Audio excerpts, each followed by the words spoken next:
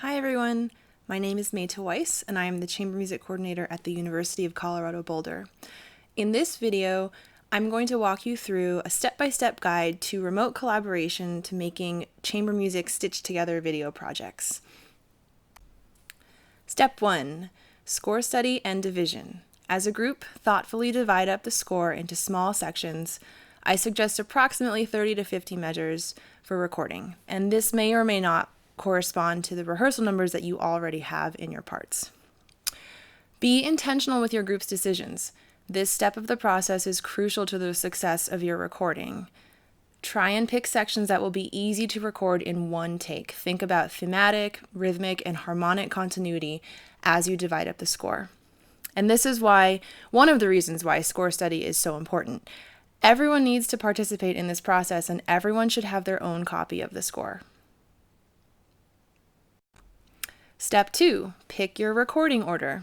Study each section prior to recording to decide the best order in which to record each layer. Remember that recording order may change by section. It is entirely context dependent and relies on your understanding of each person's role in the texture. As a tip, pay attention to the rhythmic and harmonic role of each part. It is generally easier to record on top of a part that is playing the whole time with a clear sense of pulse. Choose the lowest voice that is playing the most often with a clear rhythmic structure and continuity to record first, if possible. This will make things like intonation and rhythm easier as you layer more layers on top. It will be much easier if everyone adds their recordings in a layered manner rather than everyone recording on top of the same single recording. This means that the first person who goes will be playing just by themselves and imagining everybody else's parts on top. And then the second, third, and fourth people will have more and more voices in their ears as they are recording. Step 3, check your audio setup. Everyone is recording in a different space with different equipment. You must try and equalize your setups prior to recording. Of course, it is possible to do this after. It's just much easier to do it before. You don't really want to be playing around so much with things in post-production. Use whatever you have. It's entirely possible to make an excellent recording with your phone or computer. If you have an external microphone, that's great, but it's not necessary. Every person should make a test recording or multiple ones of loud and soft playing and compare them to the other members of your group. You want to make sure that you sound like you are in the same room. And this is also to check if you are using any kind of, whatever microphone you're using, is to check and make sure that the levels are okay. You don't want it maxing out or not picking up very soft playing. Take the time to move around your recording setup, even if it is your phone or computer. Try to make it sound like you are all in a similar space. This may mean you have to try moving around the room. Generally, you should try to place your microphones closer to your instruments so you can avoid picking up too much of the room. This is because everyone is in a different room, and it will be easier to match the recordings this way. As a tip, remember or mark your microphone placement and where you are in the room when you are recording so it will sound consistent across sections recorded at different times. Step 4, pick your recording software. Any software is fine as long as everyone has access to the same program. There are plenty of free ones out there. Everyone should participate in the editing process, so make sure you guys agree on a program before you start. You do not need to use anything fancy for this, just use something that you are all comfortable with. Consider a collaborative editing program so you can avoid having to share large recording files back and forth, and to be able to work in real time together. There are a lot of these. Here are a few that have worked well so far. Soundtrap. The free version of this has all the capabilities that you will need for a classical chamber music recording. This one also has the added benefit of video conferencing built into the app. It will run through your browser window. BandLab is also free and will run through your browser. This one has similar capabilities to Soundtrap, but does not have the video conferencing element.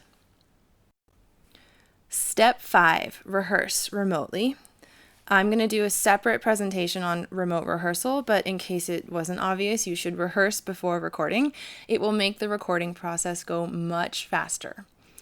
Use the tools that we have to your advantage. Zoom rehearsals are valuable if you can use the platform properly. You can send recordings to each other, even if they are very short. Use programs with higher fidelity sound than Zoom, such as Clean Feed or Source Connect Now, to listen for and rehearse things like intonation and color. Step 6, record. Record yourselves in the agreed upon order for each section. Listen to each track before moving on to the next one. Do not move on to the next track until everyone is happy with the current track. It is very tricky to go back otherwise. I should also say here that if in your recording process you decide that actually the order you agreed upon is not a good idea, you are absolutely welcome to change the order. You should just do whatever you feel like is going to work best for each section. Each person will most likely need to do several takes, so be patient. I promise it's worth it. Record only one section at a time and do not move on until you are all happy with the final product. At the start of your recording, add in a count off and then clap in time. Only one person actually needs to do this. Remember to clap with the recording in your lip synced video. This will make lining up the audio and video much easier. So this clap, we'll get to this in the next couple of slides, but this clap is going to be very, very important. Remember to be patient with yourselves and with each other. It gets easier the more you do it. Step 7, video lip sync. When you have completed a movement, everyone should individually lip sync to your final audio version. Your phone has a great camera. You can use this. If you have a fancy camera, you can use that too. If you use your phone, remember to record your video with your phone oriented horizontally. Discuss as a group the look and feel of your video. Are you going to dress up? What kind of background do you want to use? Will you record inside or outside? Remember that because you're not using the audio of this video, you can record anywhere you like as long as it's safe. Remember to clap with your audio recording on camera. This will allow you to easily line up the audio and video. Step 8, line up the audio and video. After everyone has recorded their videos, use a video editing program to edit audio and video together. Any program is fine. You may want to consider a collaborative editing program for the video as well, so that everyone can participate easily in the editing process. Line up the audio and the video together using the clap at the start of recordings. Then you are going to cut that part out of the video so that we don't see it. And now your videos and your audio are all synced up. Add anything extra you want, titles, video greetings, or anything that you feel is important for your video, and then export the video and upload it to your preferred video sharing platform. So that's the whole process. I have some advice for audio recording. Do not use Bluetooth headphones. They add latency and they will make it impossible for your tracks to line up. So make sure you're using wired headphones. Recording while listening to playback can be difficult. It takes some getting used to. So generally, people find it's easiest to use one headphone on and one headphone off so you can hear both yourself and the pre-recorded material. For the beginning of your piece, everyone should count an empty bar together and then leave out the last beat and breathe where you would normally cue each other to play. This will help people to know where to come in. You wouldn't want to leave that in your video, so make sure that you also cut that out if you have it in there. Record in complete takes of each section. Do not try to splice together within a section. It will take forever.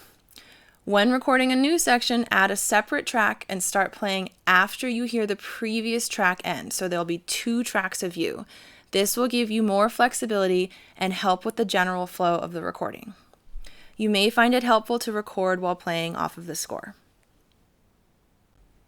Finally, I wanted to just discuss the benefits of remotely recorded chamber music projects. First and foremost, you're going to experience and learn how to really listen to each other and to yourself in a way that you would also learn playing in person in a chamber group, but just much faster. So you're going to develop your deep listening skills really quickly doing something like this. You'll also have a very complex understanding of the score and everyone's parts, because you'll need to be able to do that in order to actually record these parts in layers. When you return to in-person rehearsals and performances, these are invaluable skills to have as a musician. You can reach a much larger audience than an in-person performance with an online video. People can watch your videos from anywhere in the world with a single click. Consider recording a brief greeting message to connect more with your viewers, and then consider the impact that you'll have with these videos. Finally, you get to hone your video and audio editing abilities. These are skills that you will need as a 21st century musician, regardless of whether or not the world is in the middle of a global pandemic.